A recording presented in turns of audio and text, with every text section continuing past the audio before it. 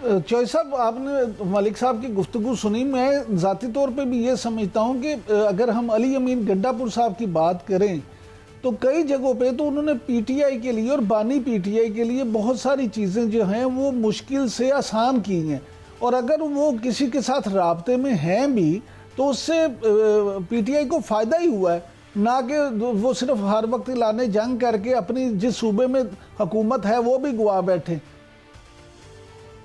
देखिए, अली अमीन साहब के ऊपर जो तनकीद है वो तो एक सियासत में तनकीद तो होती रहती है।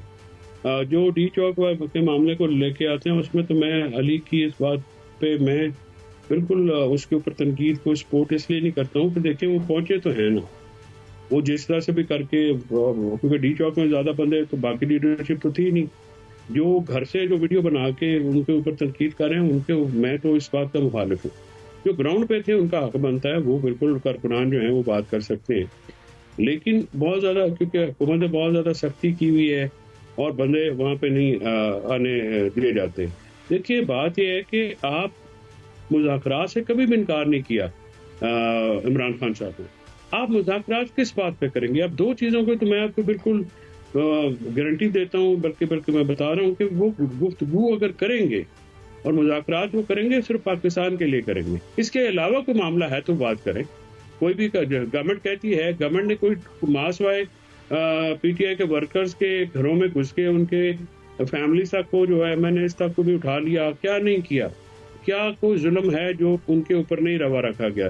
कितना कितना जुल्म उनकी खातन जो है कारकुनान के ऊपर किया गया। अभी भी यास्मीन राशिद जो है उनको जेल में रखा गया है और बाकायदा प्लानिंग के साथ उनकी बेल नहीं लगने दी जाती और उनको जो है वहाँ पे जेल में रखा गया है। चौधरी इजाज साहब है, महमूद रशीद साहब है, शाह महमूद कुरैशी साहब है।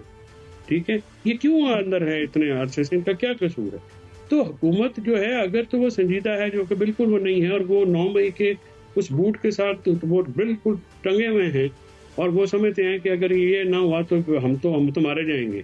तो और मारे जाएंगे भी, क्योंकि पॉलिटिकली देखें ये बात तो कोई जुटला नहीं सकता कि 8 फरवरी को जेल में होने के बावजूद भी इमरान खान ने इलेक्शन जीता और लोगों ने इमरान खान को वोट दिए, इमरान खान के नजरिए को वोट दिए, उसके मौक़िफ़ को वोट दिए। अब सियासी तौर पे सिर्फ बात करना पीटीआई, अगर आप ये कहें कि पीटीआई कॉम्प्रोमाइज करे कि जी वो मार भी खाए, वो वर्कर भी अपने डिटेन कराए, वो 1.5-2 साल जो है वो कहते भी भुगते, खान साहब को आप सॉलिटरी कन्फाइनमेंट में रखें, 20 दिन उनके पास हर टॉर्चर करें, बेगम साहबा को 9 महीने आप जो उनकी बेगम को इद्दत जैसे वाहियात केसों में ट्राई करें और उसके बाद आप ये कहें जी कि ठीक है, नहीं पीटीआई जो है ना पाओ आगे वो बात भी ना करे। तो सर आप गर्दन के ऊपर गोटा रख के तो मुज़ाकरात नहीं करा सकते ना, आपको भी कुछ जेस्चर देना है, कोई आपको भी कुछ सियासी इक़दामात करने हैं। हालात तो ये हैं कि आप किसी जगह ना उनको जलसा करने देते हैं, उनके बंदे जो हैं 2800 बंदे तो इस्लामाबाद से। फैसल चौधरी साहब, ये फरमाइएगा कि आईएमएफ का वफद कल दोबारा पाकिस्तान आ रहा है और आईएमएफ ने मजीद डू मोर का मुतालबा कर दिया है एक्सटर्नल जो फंडिंग गैप है उसके हवाले से। तो आप क्या समझते हैं? हुकूमत एक तरफ तो ये दावे करती नजर आती है कि जी मईशत बड़ी अच्छी हो रही है, शरह सूद में कमी हो गई है, महंगाई कम हो रही है, दूसरी तरफ आईएमएफ का दबाव मजीद बढ़ता जा रहा है। इमरान साहब, ये हुकूमत जो है आईएमएफ को जो पहले क्वार्टर के तमाम अहदाफ हैं वो हासिल करने में नाकाम रही है। वो टैक्स कलेक्शन में जो 90 बिलियन का, जो 190 बिलियन का एक बहुत बड़ा शॉर्टफॉल है, और जो टैक्सेशन जो ट्रेडर्स के ऊपर करनी थी या जो इनके दूसरे जो अहदाफ थे वो नहीं हासिल कर सके क्योंकि वो पॉलिटिकली बड़े मुश्किल फैसले हैं। तो ये हुकूमत जो है वो जैसे अपना, मैं तो बिल्कुल परेशान हूँ कि जब लाहौर में स्मॉग हो और उनकी वज़ीर-ए-आला खुद स्विट्ज़रलैंड चली जाए गला दिखाने के लिए, अगर वो बीमार भी हैं तो लाहौर में और पाकिस्तान में ऐसे हॉस्पिटल है जहाँ पे वो जा सकते हैं, पर जाना चाहिए था। एक जेस्चर होता है, और अगर सियासतदान खुद इलाज नहीं कराएंगे इन हॉस्पिटलों में तो मैं और नसरुल्लाह मलिक साहब या इमरान याकूब क्यों कराएगा? तो अगर पैसे ना होना या होना ये इतनी दलील नहीं है। कौन सी दूध और शहद की नहरें जो है वो बहा दी गई हैं इस्लामाबाद और पंजाब में या पाकिस्तान में, कि उसके बाद जो है वो लोग जो है वो ये कहें जी कि ठीक है, कौन से स्कूल ठीक हो गए, कौन सा अस्पताल ठीक हो गए, कौन सी रोड जो है, मेरे अपने हल्के की रोड जो है वो बनी बनाई रोड जो है उसको रोक दिया गया सियासी बुनियादों के ऊपर। 126 किलोमीटर की रोड को FWO ने उखाड़ के अब रख दिया ना, वो हम वहाँ पे जा सकते हैं ना अपना को फातिहा दरूद हो सकता है, ना किसी शादी पे जाया जाता है, और लोगों की हालत वहाँ पे दगरगूं है। तो सियासी जमात और खुद जो है जब अपने हल्के में आते हैं तो 3-4 हज़ार रुपया सिर्फ अपने हल्कों के लिए, लाहौर शहर के लिए रख लिया जाता है। तो हम जो छोटे शहरों के लोग हैं, हमारे तो गिले उस तरह के उसी तरह ही हैं, जो मलिक साहब, हमारे ऊपर तो कोई तरह के मामला ही है।